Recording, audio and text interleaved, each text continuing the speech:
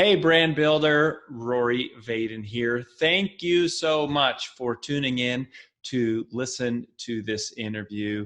We are so excited to bring you this information and wanted to let you know that, hey, there's no sales pitch coming from anything that we do. This is all our value add to you and the community. However, if you are somebody who is looking for specific strategies on how to build and monetize your personal brand, we would love to talk to you. And we offer a free call to everyone that's interested in getting to know us and is willing to give us a chance to get to know them and share a little bit about what we do. So if you're interested in taking us up on a free strategy call, you can do that at brandbuildersgroup.com/summit call. brandbuildersgroup.com/summit call. Hope to talk to you soon. On with the show.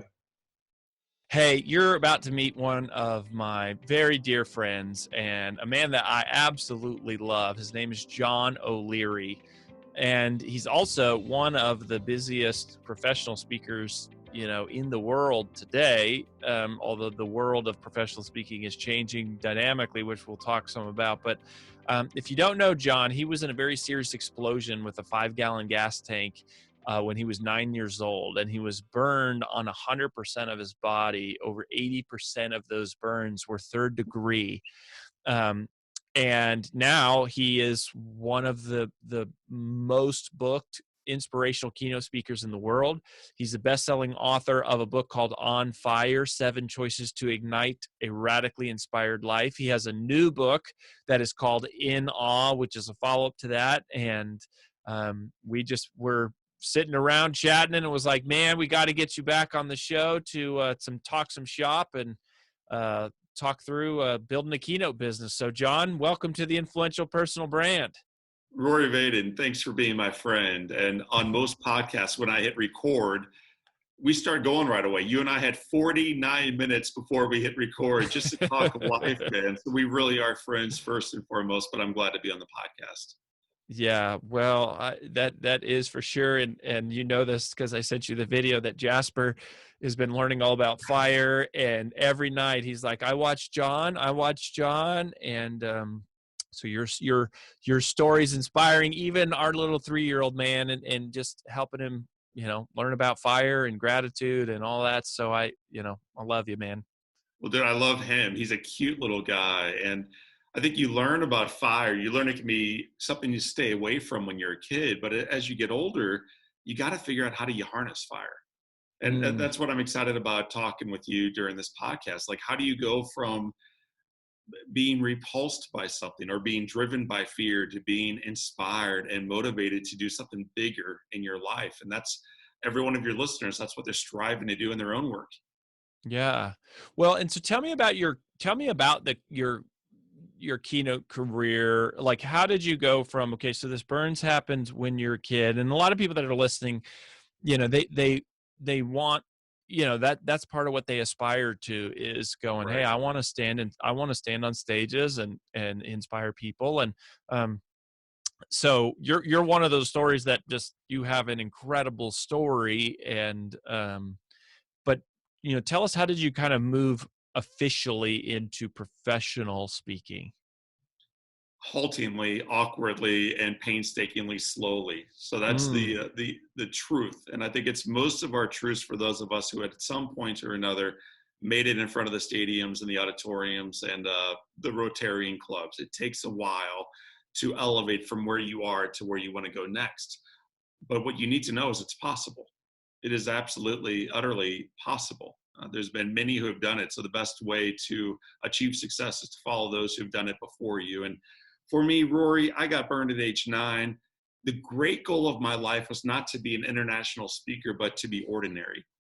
So my desire from age 9 until about 28 was to fit in, which meant at age 11, I was playing soccer. At age 16, I was trying to find a 6-pack of beer to split with my friends. I was trying to be funny. I was trying to be cool. I was trying to fit in like everybody else, which meant also I was trying to be who I really wasn't.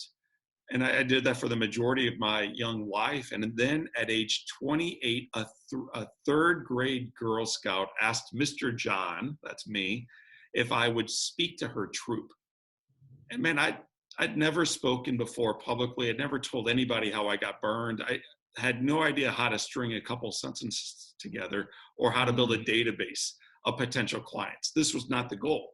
But in life, when an opportunity knocks, I've always said yes. Whatever that thing is, even if it's helping a friend move on a weekend, my answer is yes. I just try to live in yes.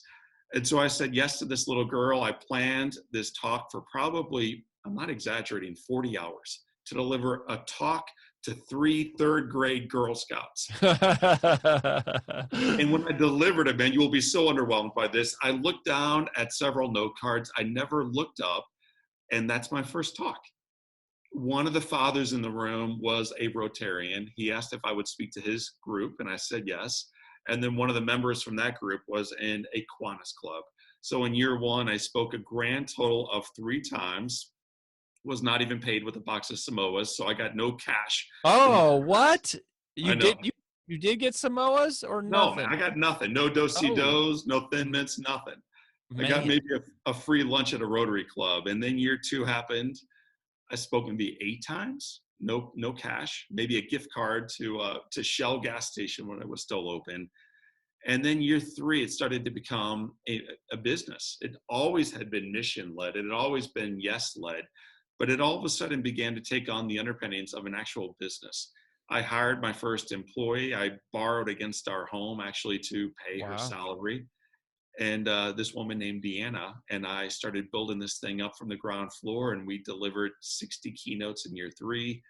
In the 14 years that have followed, I've spoken 2,000 times, 50 states, a couple dozen countries, a couple million people live, and a couple cool things have grown out of that. But it has been a wild whirlwind Wow. of just saying yes to the next audience in front of you and showing up with everything that we had to inspire the people in the room, not to realize how great I am, because they'll be bored by that message, but by how great they are. So, how did you go and I want to I want to talk about COVID and how that's affected your business and like what your mindset is going into some of this in a little bit, but I mean, to go from 8 to 60, that's a lot that was really like your first year going after this. So what did you guys do then, Mhm. and how much were you charging, and like how did Awesome. that like that was a real business, which you took a real risk. You took the loan, you got a HELOC. It sounds like you got a whole HELOC and started the business and hired your first person. And so was she just out there emailing people and calling them, or what was happening? Yes to both. So I brought her on after I already probably booked about 20 that year at about averaging $1,500 a keynote, Mm. something like that. And so there was a little bit of cash coming in the door, but she was asking for more than I'd booked in the entire year. And by the way, I'm married. I have a mortgage. I have one child and another one on the way. And so this is not like, well, it was my part-time gig and I was independently wealthy. Neither of those things were true. I had to make this thing work, which is also one of the reasons I think, in fact, it did work. We had to make a go of this thing. We better figure this thing out. And we were motivated not only to stay out of the broke house, but to keep people alive, keep people moving forward, make them recognize how beautiful their life is and they're calling to do more for others. So we started off speaking for free. I'm begging you guys, if you're just beginning and you're just listening to Rory Vading today for the first time and you're thinking you want to deliver a message on a platform someday, don't be so arrogant enough to think that you need to be paid right off the bat. There Mm. is benefit to going into schoolhouses and synagogues and churches and Rotary clubs and serving. Many of these people that you serve on the front side will become your advocates downstream. And so even when we were just kind of showing up to love, I'd still walk out with everybody's business card in the room. And I would still, Rory Vaden, following your process, man, I would still follow up with the emails. We would still begin sending out a monthly at that time newsletter to encourage them to keep moving forward, but also to remind them that there's a guy named John O'Leary who's alive and well and ready to serve when they are ready. So even in the Mm. early stages of this business, when there was not a business model, so to speak, there was the beginning of a database, there was the beginning of a follow-up, and there was the beginning of a long-term dream of what it could look like. And is that I mean, over the next 14 years, has that changed much? I mean, is it basically just the same thing? Build a database, go out and speak, contact people, like how has that changed? And were there any big breaks? Like, were there any big moments where you said, oh, when this happened, Right. that really catapulted my career? So it's a great question because you live this every day of your life. What I've always found, at least in the first 15 years, maybe I'll find something very different in the next 15, is that the idea of big breaks is sometimes exaggerated. Mm, I'll book a huge event in front of tens and tens of thousands of people and the right people in that room thinking, now I've made it. And the following day I wake up and I'm really not that changed. I'll book a huge radio show or television show or podcast to think, boom, baby, now we got it. I'll create a book that is worthy enough to be a New York Times bestseller, becomes a #1 New York Times bestseller, and still I haven't made it. And so you have a beautiful quote about when the rent is due. It's like, it's due every day, man. Get up and pay it again because it is due every single day. We've had a lot of breaks, but none of them have actually made us overnight successes. What have made us, in quotes, overnight successes is showing up and going to work the following day. And so some of the things that have grown in the last 14, 15 years is the database. When you collect information over the course of years, we now have a couple 100,000 people that we get to love on every single week. Another thing that has happened is we started getting into social media. So now we have, I think, 300,000 or so followers online. And then you ask yourself, well, how can I serve them better? What if they had a really cool life-giving book? And so I wrote a book called On Fire. It became a #1 national bestseller. It's still selling now 4 years after its release at a high level, because it's about reminding people not only that they matter, but here are the next steps that you can take to impact even more lives through yours. After that release, we said, well, how do you touch more lives? We created the Live Inspired podcast. Rory Vaden has been a guest on this thing. yeah, baby. We have 100,000 plus listeners every single month that check out the podcast. Millions of downloads now, 2 million, over 2 million downloads. A couple million downloads. And it's awesome. It's a cool way to get in front of people, not only the mass audiences, but it allows you to reconnect with a guy like Rory Vaden or a guy like John Gordon or a lady like Brene Brown, or you name the person. And now you get to meet these people one-to-one, hear their stories. But my kids and I, cool story, we were watching Apollo 13 and they wanted to know when the guy died. This guy played by Tom Hanks. When did he die, Dad? The movie's in the 60s, so when did he die? Turns out Commander Jim Lovell lives in Chicago. He's 94 years old. He's been married for 70 years. He's the world's greatest failure. Just about everything he did in life, he failed at, except for the fact that he kept moving forward. And so he even failed to go into the moon, except for the fact that they figured out how to slingshot around the moon and come back safely. It's one of the great stories, I think, of our society, bringing this guy back with technology far inferior to a cell phone. And yet Commander Jim Lovell is alive and well in Chicago today through the efforts not only of him and his 2-person crew, but through what we were doing in Houston. Yes, they had a problem, but they redeemed the problem.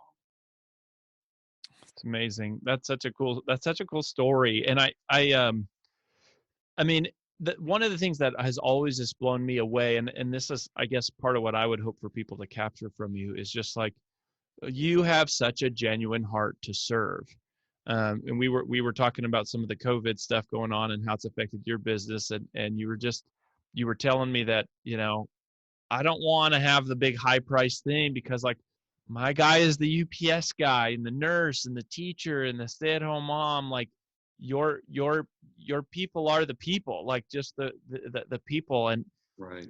Have you always had that heart to serve? Because I have no doubt whatsoever that is a huge reason why you have built such a successful keynote career. But I guess I have a hard time understanding, how do you go from almost dying to trying to just barely survive and just be normal yourself? Right. How do you go from that to where it's like, I can barely live? I don't, you lost, a big portion of your hands. Right. And to, all I do in life is care about other people. Like, that's a big leap. So let me answer the question by starting with the end in mind for the listeners that just want to grow their business. I can't tell you how many speeches that have been referred to me through the AV guys. These are the folks who wear black shirts and black pants in the back of the room that big time speakers like myself ignore because they're unimportant. They're only there to get the video up on the screen and the sound in the room. And besides that, they're useless. Except for the fact I really love these guys. I love them. And so I hang out with them. I'll eat lunch with them. I'll hug them on the front side, hug them afterwards, thank them for their work, stay in touch long term. They refer me speeches because I don't do this on purpose, but those guys then go into the next venue the following day. And if someone stinks, they're like, by the way, you should meet a guy named John OLeary. My God, he's so genuine. He blows away the audience. He gave me his card. In fact, I was texting him last night. Here's his number. And so we get referrals all the time from AV guys. I've received 3 referrals from guys driving town cars.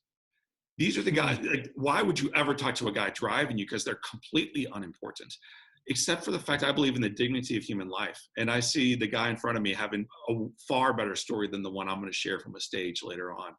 And so I've heard so many amazing stories, exchanged cell phone numbers with these guys, and then have been referred to future clients because of the chauffeur.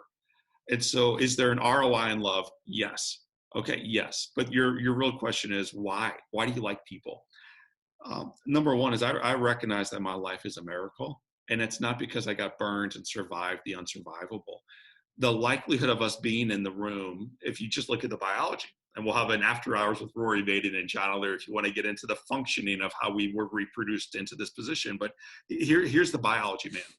When you add up your mom and your dad and the likelihood of their DNA becoming one, turning into Rory Vaden, the math is less than 1 in 400 trillion. So the very fact that Rory Vaden is in the room is 1 in 400 trillion, just from mom and dad coming together. We're miracles, and we get bored by life, and we act like COVID-19 will be the end of us, or a recession is going to break our back, or losing a third of our portfolio has ruined what we wanted to do later on in life.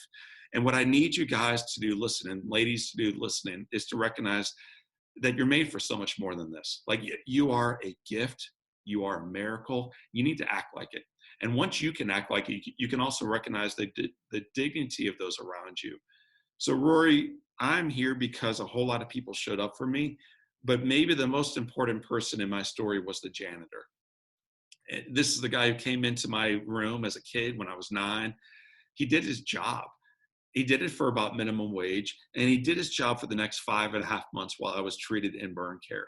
And if he had not done his job at a high level, there's a high likelihood that I get some small little infection. COVID-19 is a reminder, it doesn't need to be a missile that claims your life. It can be something you can barely see under a microscope that can claim your life. This guy's job is to protect a little boy from that. His name was Lavelle. I believe he saved my life in the hospital. And I've never forgotten the fact that there's no such thing as little jobs. Like they all matter. And an epidemic and now a pandemic like COVID-19 reminds us of the profound value of grocery store workers and truck drivers and nurses and custodians. Like, their work matters. We just, for too long, have overlooked it. Wow. What a perspective. So what is going on with your business? How has COVID affected you, and what are you doing about it, and how are you thinking about it? Awesome. Gosh, there's a lot of questions right there. So from a societal aspect, it's breaking my heart because I recognize that people's portfolios have been wiped out to a degree, that many of us have become unemployed, that many of us have lost our lives and lost loved ones, and that the healthcare system itself is incredibly taxed during this time. So just as a citizen of the world, I ache. I really ache. It makes me sad thinking about it.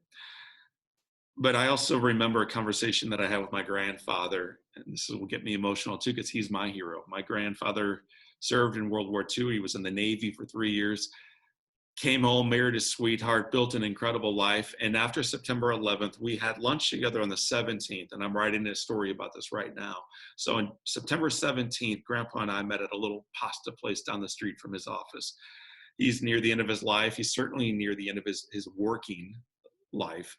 And I learned over lunch that he just invested a large chunk of his savings into American Airlines and United Airlines.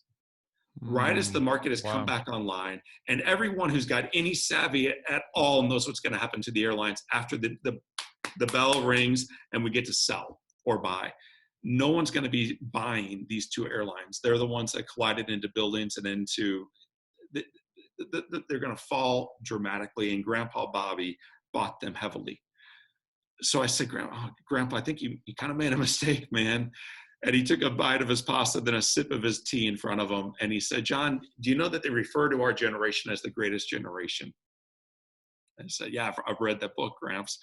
And he said, you know why? I'm like, tell me. He goes, it's not because we survived the Great Depression, and it's not because we went off and we fought in World War II, and it's not because we were the most productive group of all time for humanity. They built the nations. He said, let me tell you what it was. We never forgot the lessons that we learned along the way. And I think that's really important to remember during this COVID-19 pandemic. What made the greatest generation, I think back then and still today, is not what they did. It's that they were made better because of what they endured. They were made better because of the Depression. They were made better because of World War II. They were made better because of their great productivity. And so when this crisis happened on 9/11, 6 days later when the markets reopened, he'd still remembered what he'd lost, but also was taught during the Depression, during the war, and during the decades that followed.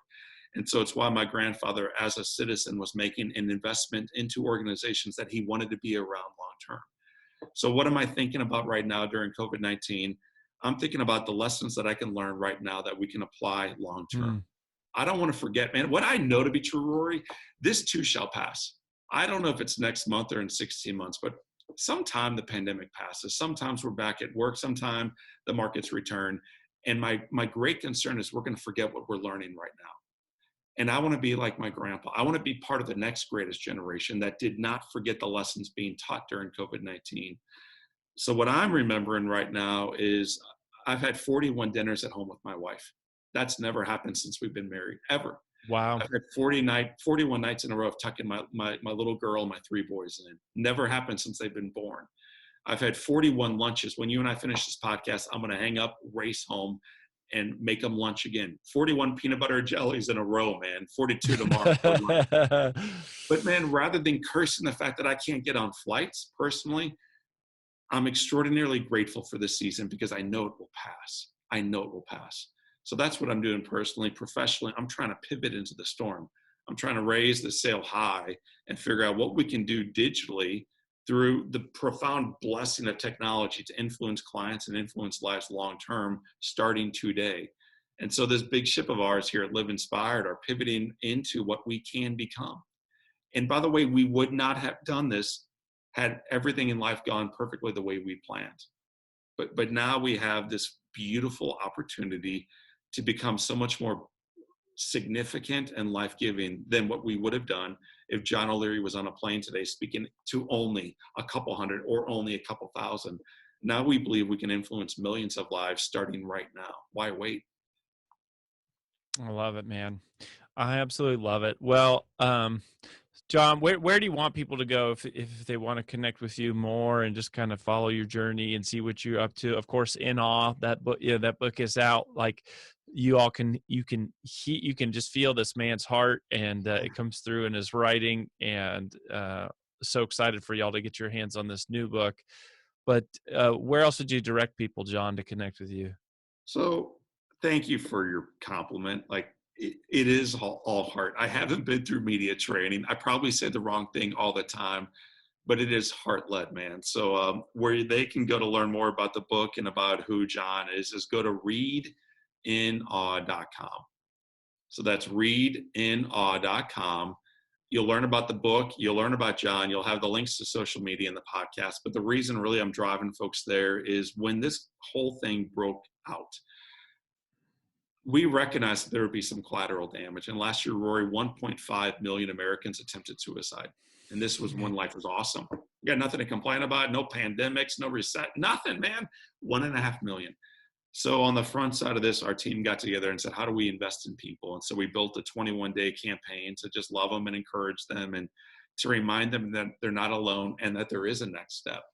So there's a cool 21-day in-awe challenge somewhere on that website. Go to readinawe.com, sign up for it. You'll benefit from it. You'll realize you're not alone, and you'll also realize your best days remain in front of you. Yeah. John, buddy, I can't thank you enough for your attitude and your mindset and your heart. I mean, I'm sitting here almost in tears myself, just like being encouraged, being reminded of the importance of gratitude, and then also just experiencing you living it through your life and through your lens. It's so impactful to me and to everybody. So thank you for what you're doing. I hope you are relishing the time with the family, and the world is still very much in need of John OLeary. So I hope you keep inspiring virtually and digitally through this time. And we just love you and we wish you the best. Let me say one thing, man. Twice now, the publisher of my books have sent me back the first edition with my picture on the front of it. And what I've always sent back to them is a reminder: read the book and then redo the artwork of the book, because that's not it. And so on the first one, On Fire, there's mirrored letters of flames that if you look at it just right, you actually see your picture, Rory Vaden, and whoever else is reading On Fire, they're going to see their little image in the letters. Cool. And if you read On in Awe, there's this big, brilliant blue sky with clouds floating past with a red kite flying high, reminding us what it was like once when we were kids and how we can return to that today. And so you said the world needs more John OLeary. Thank you. I think the world needs more people who are fully alive. And dude, you're exhibit A of that. So Rory Vaden, keep shining the light, keep living it out. And thanks for being my friend. Of course, brother. Much love. God bless you. Likewise. God bless. See you, buddy.